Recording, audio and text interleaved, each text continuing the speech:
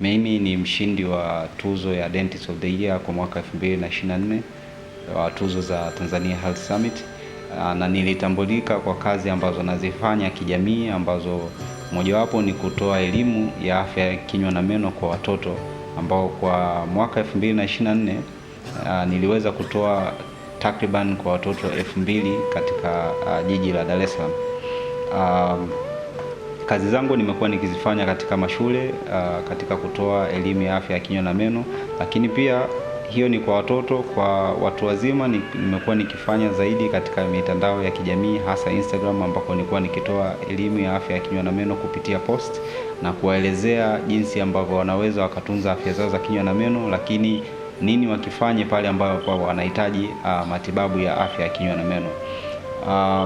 Katika changamoto ambazo nimekuwa nikikutana nazo, mojawapo ni changamoto ya kifedha.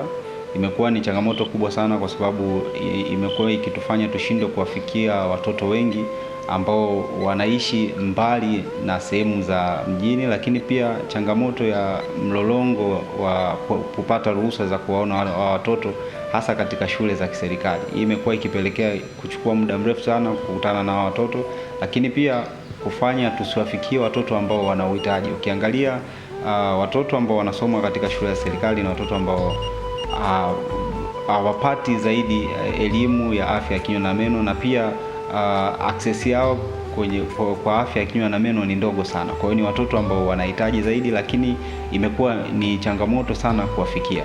Kwa hiyo tukiungana na serikali na wadau mbalimbali wa afya kutusaidia katika kupunguza hii milolongo, lakini pia kuwafikia watoto, itasaidia sana kutoa elimu, lakini pia kuzuia magonjwa ya afya ya kinywa na meno kwa watoto.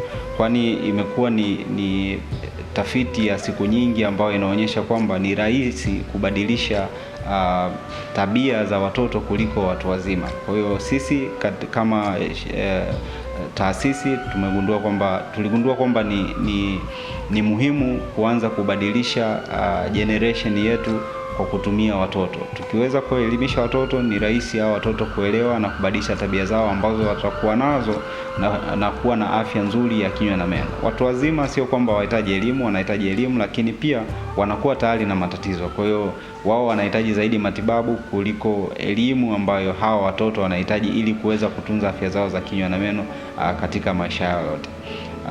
Kwanza nitoe shukrani kubwa sana kwa Tanzania Health Summit kwa kuniona kama daktari wa kinywa na meno wa mwaka.